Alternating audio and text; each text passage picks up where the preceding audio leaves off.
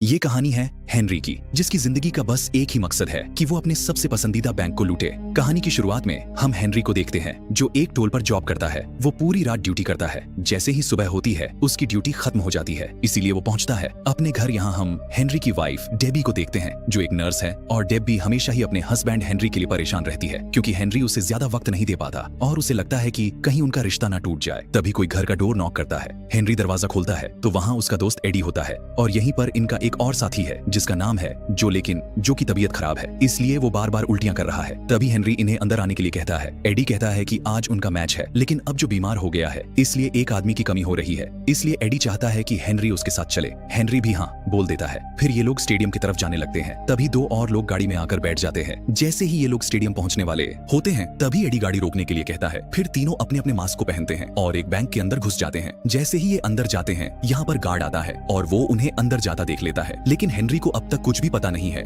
कि यहाँ पर क्या हो रहा है, और उसने इन तीनों को बैंक के अंदर जाते हुए नहीं देखा। तभी वो तीनों भागते हुए बाहर आते हैं और यहाँ से भाग जाते हैं। लेकिन गार्ड जानता है कि ये कौन से कार से आए थे। कार के पास जाकर वो अंदर हेनरी को देखता है। हेनरी ने उन लोगों की तरह सेम टी शर्ट पहन रखी थी, इसीलिए वो हेनरी पे बंदूक तान देता है और उसे गिरफ्तार करवा देता है। फिर जब हेनरी का इंटेरोगेशन किया जाता है और वो अपने दोस्तों के बारे में कुछ भी नहीं बताता, फिर हेनरी पर रॉबरी का केस हो जाता है और उसे 3 साल के लिए जेल में डाल दिया जाता है। जेल में हेनरी की मुलाकात होती है मैक्स नाम के एक आदमी से, जो उसका सेलमेट भी है। मैक्स हेनरी से पूछने लगता है कि आखिर वो यहाँ पे क्यों है, तो हेनरी बोलता है bank robbery. Next morning breakfast के वक्त मैक्स हेनरी को बताता है कि तुम्हें पता है कि जेल में ज्यादातर वही लोग हैं जिनके सपने बड़े हैं, लेकिन अपने सपने को पूरा करने के लिए उन लोगों ने शॉर्टकट लिया है। तुम्हारा सपना क्या है? हेनरी बोलता है कि मेरा कोई सपना नहीं है। फिर ऐसे ही 6 महीने बीत जाते हैं। एक दिन डेबी हेनरी से मिलने आती है और ये दोनों बहुत देर तक बात करते हैं, लेकिन थोड़ी देर में हेनरी समझ जाता है कि डेबी कुछ कहना चाहती है, इसीलिए वो उसे फोर्स करने लगता है। तब डेबी कहती है कि उसे कोई पसंद आ गया है, इसीलिए वो उससे शादी करना चाहती है। हेनरी कहता है इसमें शर्म आने की कोई बात नहीं है, मैं तुम्हारे लिए खुश हूँ। मैंने तुम्हें हमेशा ही सिर्फ और सिर्फ तकलीफें दी हैं, तुम शादी कर लो, मैं तुम्हारे लिए खुश हूँ। फिर हम मैक्स को देखते हैं, जो यहाँ के कैदियों को बता रहा होता है कि जब वो पैरोल की मीटिंग के लिए गया तब उसने कितनी ज्यादा गालियां दी। मैक्स ऐसा इसीलिए करता है क्योंकि वो जेल से बाहर नहीं जाना चाहता। उसे उम्र कैद की सजा मिली है, लेकिन हर एक 6 महीने में उसके पैरोल की डेट आ जाती है और अगर वह चाहे तो बाहर जा सकता है। लेकिन मैक्स को लगता है कि बाहर की दुनिया में उसके लिए कुछ भी नहीं रखा, ये जेल ही उसका घर है। तभी हेनरी बताता है कि उसका भी पैरोल नजदीक आने वाला है, तो सारे लोग कहते हैं कि तुम्हें पैरोल मिल जाएगी, क्योंकि हम सबको पता है कि तुमने क्राइम नहीं किया है। तभी यहाँ का एक आदमी कहता है पैरोल का पहला नियम यही है कि कभी अपने आप को इनोसेंट मत बताओ, बल्कि तुम वहाँ पे कहो कि मैंने क्राइम किया है और मुझे उसका दुख है, मैं कभी उस क्राइम को दोबारा नहीं करूंगा, तभी ऑफिसर तुम्हारी सुनेंगे। फिर इस बात को सुनते ही हेनरी इस बात को अपने दिमाग में बैठा लेता है और अगली बार जब उसकी सुनवाई होती है तो वो ऐसा ही करता है और उसे पैरोल मिल भी जाता है। फिर हेनरी पहुंचता है डेबी के घर पे ताकि वो अपना सामान वहां से ले सके। तभी हेनरी देखता है कि डेबी का पति कोई और नहीं बल्कि जो है, जो कभी हेनरी का दोस्त हुआ करता था। तभी वो देखता है कि डेबी प्रेग्नेंट हो गई है। फिर हेनरी अपनी चीजों को निकालने लगता है। तभी यहाँ पर जो आता है और कहता है कि मैंने एक नया काम शुरू किया है, क्या तुम मेरे साथ काम करना चाहोगे? और इतना कहने के बाद वो स्कीम बताने लगता है, लेकिन हेनरी को उसका स्कीम समझ में नहीं आता, इसीलिए वो कहता है कि नहीं, मैं तुम्हारे साथ काम नहीं कर सकता। पर इतना कहने के बाद वो जाने लगता है। तब जो उसका शुक्रिया अदा करता है और कहता है कि तुमने मेरा नाम नहीं लिया, इसीलिए मैं बच गया, नहीं तो मैं भी जेल में होता। हेनरी यहाँ से निकल जाता है और जाता है उस बैंक के पास जिसकी रॉबरी के लिए उसे पकड़ा गया था, और वो बैंक को देख ही रहा होता है। तभी एक गाड़ी से उसकी टक्कर हो जाती है और वो जमीन पे नीचे गिर जाता है। उस गाड़ी से एक लड़की बाहर आती है जिसका नाम है जूली, और बाहर आने के बाद हेनरी पे चिल्लाने लगती है कि वो रास्ते पर क्या कर रहा था। तभी यहाँ पर एक पुलिस वाला आता है और ये वही पुलिस वाला है जिसने हेनरी को गिरफ्तार किया था। फिर वो इन दोनों को उठाता है और लेकर के जाता है पास के कैफे में। हेनरी जूली से कहता है कि वह बिल्कुल ठीक है, तो वह पुलिस वाला और जूली वहां से चले जाते हैं। लेकिन थोड़ी देर के बाद जब हेनरी वॉशरूम जाता है तब उसे दीवार पर एक न्यूज़पेपर नजर आता है जिसमें खबर होती है कि कैसे बहुत समय पहले लोगों ने बैंक को लूटा था। इस बैंक के नीचे एक टनल है। तभी वो देखता है कि टनल के रास्ते की शुरुआत होती है एक थिएटर से। फिर हेनरी पहुंचता है सबसे पहले मैक्स के पास जेल में और उससे कहता है कि मुझे मेरा सपना मिल गया है, मेरा सपना है कि मैं उस बैंक को लूटूं जिसकी वजह से मैं जेल आया था। तब मैक्स इस बात को सुनकर कहता है कि आखिर तुम इसे कैसे करना चाहते हो? तो हेनरी कहता है कि मुझे आपकी मदद चाहिए। कुछ दिनों में आपके पैरोल की हियरिंग है और मैं चाहता हूँ कि आप उसमें वैसा ही करें जैसा मैं आपको कहूँ, ताकि आप बाहर आ जाएं। फिर हम उस बैंक को लूटेंगे। लेकिन मैक्स कहता है कि मैं तुमसे कोई भी वादा नहीं कर सकता। इसके बाद हेनरी आता है उस थिएटर के पास और बाहर से अंदर झांकने लगता है। तब उसे जूली नजर आती है जो यहीं पर एक्ट्रेस है, लेकिन जब वो एक्टिंग कर रही होती है तब उसका डायरेक्टर उसे बार बार डांटता है, जिस चीज से जूली परेशान हो जाती है। इसीलिए वो डायरेक्टर को कहती है कि वो कॉफी लेने बाहर जा रही है। तभी उसे बाहर हेनरी मिल जाता है। तब ये दोनों जाते हैं कैफे में। मैक्स उसे थैंक यू कहती है कि तुम्हारी जगह अगर कोई और होता तो मेरे खिलाफ FIR करवा देता।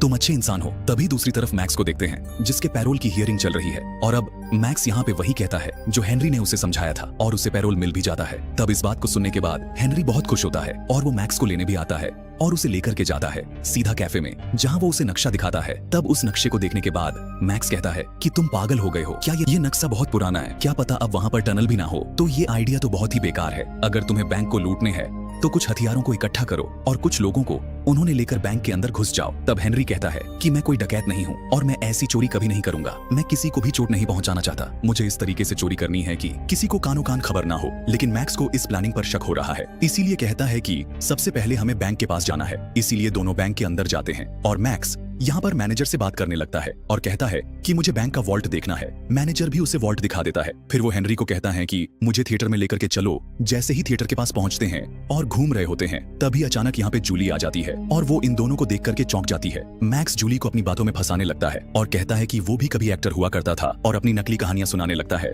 तभी यहाँ पे एक आदमी आता है और वो जूली को कहता है कि जल्दी ही रिहर्सल शुरू होने वाली है। तभी मैक्स इस आदमी को कहता है कि क्या तुम मुझे थिएटर घुमाओगे, और वो आदमी कहता है कि बिल्कुल। तो मैक्स चला जाता है उस आदमी के साथ। फिर जूली यहाँ पे हेनरी को कहती है कि क्या ये तुम्हारे फादर है। हेनरी कहता है कि नहीं, बस वो मेरे दोस्त हैं। फिर ये दोनों बातें करने लगते हैं। तभी दूसरी तरफ मैक्स पूरा का पूरा थिएटर घूम चुका है और वो इस आदमी को अपनी बातों में उलझाने लगता है और कहता है कि मैंने सुना है कि यहाँ पर पास में ही एक टनल है। मैंने अपने जवानी के दिनों में उस जगह के बारे में सुना था। तो वो आदमी कहता है कि हाँ, यहाँ पर एक टनल है और वो उसे लेकर के जाता है उसे दीवार के पास जहाँ से टनल की शुरुआत होती है। तो मैक्स दीवार को बार बार बजाता है। मैक्स वापस आता है और जूली को कहता है कि मैं कल से यहाँ पे वॉलंटियर करने वाला हूँ, मुझे ये थिएटर बहुत पसंद आया है।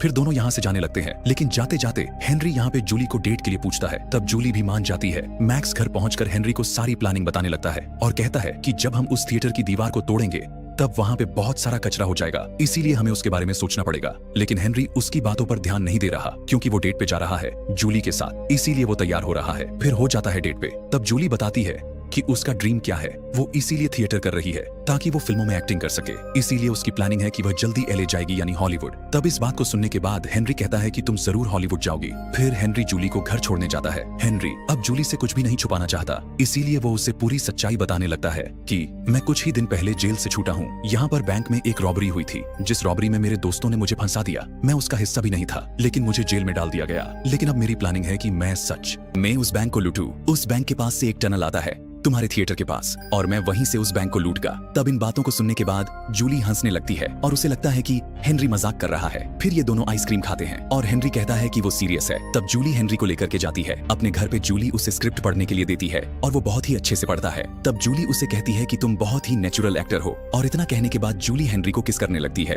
और ये दोनों इंटीमेट होते हैं। अगली सुबह हेनरी जूली को लेकर जाता है अपने घर, लेकिन मैक्स को यह बात पता नहीं है। इसीलिए जैसे ही दरवाजा नॉक करता है वो बाहर आते हुए चिल्लाने लगता है कि मुझे पता लग गया कि सारा कचरा कहाँ फेंकना है। लेकिन वो जूली को देख करके डर जाता है कि उसने क्या कह दिया। तो हेनरी कहता है कि उसे डरने की कोई जरूरत नहीं है, मैंने जूली को सब बता दिया है। तब इस बात को सुनने के बाद मैक्स भड़क जाता है और वह हेनरी को दूसरे कमरे में ले जाकर के कहता है कि तुम ये क्या कर रहे हो। तब हेनरी कहता है कि मैं उससे कुछ भी नहीं छुपाना चाहता, उसे सच्चाई पता है और उसे कोई भी दिक्कत नहीं है। और यहाँ से अब इनका काम शुरू हो जाता है। ये लोग हर रोज थिएटर जाते हैं और मैक्स अपनी प्लानिंग करते रहता है। फिर एक दिन मैक्स हेनरी को बताता है कि जो यहाँ का ग्रीन रूम है वहीं से उसे टनल का रास्ता शुरू होता है, इसीलिए मैं चाहता हूँ कि तुम्हें यहाँ पे एक्टिंग करो और इनके क्रू को ज्वाइन कर लो। हेनरी कहता है आखिर वो लोग मुझे क्यों लेंगे। तो मैक्स कहता है कि वो मुझ में पर छोड़ दो। फिर वह एक्टर को फंसाता है और उसे यहाँ से बाहर निकलवा देता है और जाकर के बात करता है जूली से, क्योंकि जूली ने कहा था कि हेनरी नेचुरल एक्टर है। जूली ऐसा ही करती है। अब इनका काम शुरू हो जाता है और देखते ही देखते ये लोग दीवार को तोड़ना शुरू कर देते हैं। लेकिन दीवार टूटने के बाद वही होता है जिसका इन्हें डर था। अंदर दीवार का मलबा भर जाता है, इसलिए टनल में आगे भी नहीं बढ़ सकते और इतने सारे कचरे को हटाने के लिए 2 लोग काफी नहीं है। इसीलिए हेनरी जाता है जो के पास और उसे पूरी प्लानिंग बताता है। तब जो शामिल होने के लिए मान जाता है और कहता है कि उसने जो बिजनेस शुरू किया था वो भी नहीं चल रहा है, इसीलिए उसे पैसों की जरूरत है। तब ये तीनों काम पे लग जाते हैं। लेकिन एक रात ने वही पुलिस वाला पकड़ता है जिसने हेनरी को गिरफ्तार किया था। लेकिन वो कहता है कि मैं इस बार तुम्हें गिरफ्तार नहीं करने वाला हूँ, बल्कि मैं तुम लोगों के प्लानिंग में शामिल होना चाहता हूँ और मैं भी इस बैंक को लूटना चाहता हूँ। तब इस बात को सुनने के बाद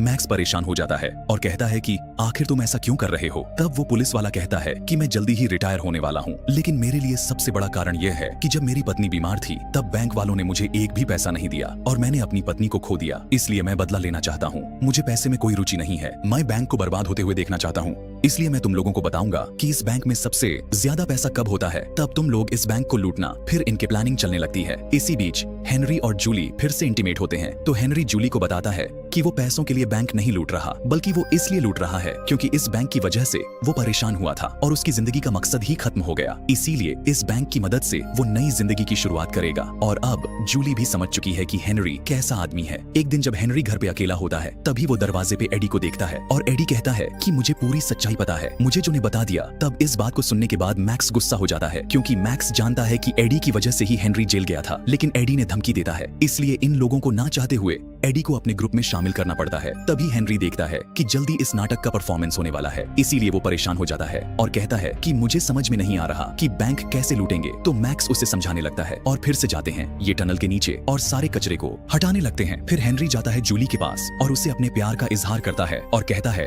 कि जिस दिन इस नाटक का पहला परफॉर्मेंस होगा, उसी दिन मैं उस बैंक को लूटूंगा और मैं यहाँ से भाग भी जाऊंगा। तब इन बातों को सुनने के बाद जूली टूटने लगती है और कहती है कि तुमने मेरा इस्तेमाल किया है, तुम्हारा हमेशा से मकसद सिर्फ यही था कि तुम बैंक को लूटो, तुम्हें कभी भी मुझसे प्यार नहीं था, यहाँ से चले जाओ। अब नाटक की शुरुआत होने वाली है और दूसरी तरफ बैंक में भी सारे पैसे आ गए हैं और ये सही वक्त है चोरी करने का। फिर जैसे ही नाटक की शुरुआत होती है, ये लोग अपने चोरी को भी अंजाम देने लगते हैं और सारे पैसों को बाहर निकलने लगते हैं। हेनरी को एक्टिंग भी करनी है, इसीलिए बीच में एक्टिंग करता है और जैसे उसका पार्ट खत्म होता है, वो नीचे आ जाता है और बैंक से पैसे निकालने लगता है और फिर से चला जाता है अपने सीन के लिए। लेकिन जैसे ही ये लोग सारे पैसों को बाहर निकाल लेते हैं, एडी एक बार फिर से इन्हें धोखा देता है और वो बंदूक तान देता है मैक्स पे। तो मैक्स जब उससे लड़ने की कोशिश करता है, तब वो उसे बेहोश कर देता है। तभी यहाँ पे हेनरी भी आ जाता है। एडी यहाँ पे हेनरी पर भी बंदूक तान देता है, लेकिन तभी मैक्स उठाता है और वो एडी को पीटने लगता है। तभी यहाँ पे गोली चलती है और ये गोली जाकर के लग जाती है हेनरी के पैर में। अब मैक्स एडी को बेहोश कर देता है और उसी टनल के अंदर बांध देता है। अब हेनरी को ऊपर जाना है अपने सीन के लिए, लेकिन अब उसके पैर में गोली भी लग गई है। फिर भी वो लगड़ाता हुआ जाता है, स्टेज पे अपने सीन को परफॉर्म करता है और वापस आकर के गाड़ी में बैठ जाता है। फिर सभी जाने लगते हैं, लेकिन रास्ते में हेनरी को एहसास होता है कि वो गलत कर रहा है, इसलिए वो जो को गाड़ी रोकने के लिए कहता है। तो मैक्स कहता है कि क्या हुआ? फिर हेनरी कहता है मैं जूली के पास जा रहा हूँ, मैं उसके बिना यहाँ से नहीं जा सकता। तो मैक्स उससे समझने लगता है, लेकिन हेनरी नहीं मानता और वो गाड़ी से उतर करके वापस चला जाता है और यहाँ मूवी एंड होती है।